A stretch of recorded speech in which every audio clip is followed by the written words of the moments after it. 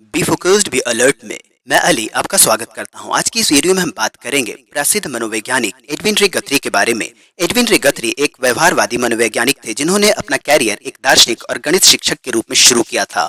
मनोविज्ञान में रुचि होने के कारण अलग पृष्ठभूमि होने के बावजूद वह 33 साल की उम्र में एक मनोवैज्ञानिक बन गए।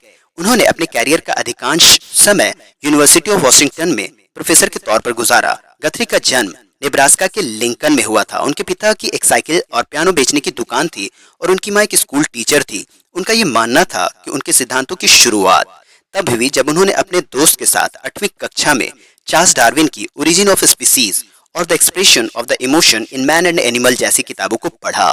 गथरी ने महज 17 साल की उम्र में स्नातक की डिग्री हासिल कर ली थी।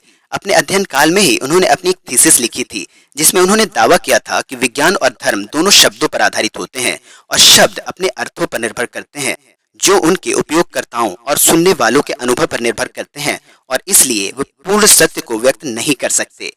गथरी को स्थानीय ईसाई सभा में ले रीडर की उपाधि मिली हुई थी। हालांकि इस दरमियान वो नेब्रास्का विश्वविद्यालय से दर्शन शास्त्र की डिग्री के लिए अध्ययनरत थे। उनका प्रोफेशनल साइकोलॉजी कैरियर तब तक शुरू नहीं हुआ था जब तक उनकी मुलाकात स्टीवेंसन स्मिथ से नहीं हुई, जिन्होंने 1917 में वॉशिंगटन यूनिवर्सिटी में साइकोलॉजी डिपार्टमेंट की स्थापना की थी।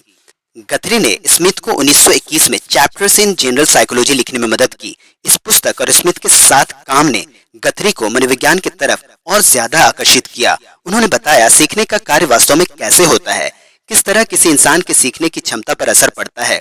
उन्होंने अपनी पत्नी हेलेन मैकडोनाल्ड के साथ फ्रांस की यात्रा की जहां उन्होंने पियरे जाने से मुलाकात की। जाने के लेखन ने गथरी की सोच पर गहरा असर डाला। यह असर इतना गहरा था कि गथरी और उनकी पत्नी ने एक साथ जाने की मनोविज्ञान के सिद्धांत का अनुवाद कर दिया। उन्होंने जाने के लेखनों में एक वस्तुनिष्ठ सीखने का सिद्धांत भी जोड़ दिया। मनोविज्ञान में गथरी द्वारा किए गए योगदानों का वर्णन 5 प्रमुख शीर्षकों के तहत किया जा सकता है। पहला, लर्निंग बाय कंटिग्यूटी यानी सामीप्यता द्वारा सीखना। दूसरा, मोटिवेशन, रिवॉर्ड एंड पनिशमेंट यानी अभिप्रेरण, पुरस्कार तथा दंड। तीसरा, एक्सटिंक्शन एंड फॉरगेटिंग अर्थात विलोपन तथा विस्मरण। चौथा, ब्रेकिंग हैबिट्स मतलब आदतों का छोड़ना। और पांचवा, प्रिडिक्शन एंड कंट्रोल अर्थात पूर्व कथन एवं नियंत्रण। मनोविज्ञान के क्षेत्र में अपना बहुमूल्य योगदान देने वाले इस विद्वान का 23 अप्रैल 1959 को 73 वर्ष की आयु में सिएटल वॉशिंगटन में देहांत हो गया। आपको ये जानकारी पसंद आई हो तो आप इस वीडियो को लाइक करें, शेयर करें और चैनल को सब्सक्राइब करें। तो मिलते हैं अगली किसी नई वीडियो में। तब तक के लिए अलविदा।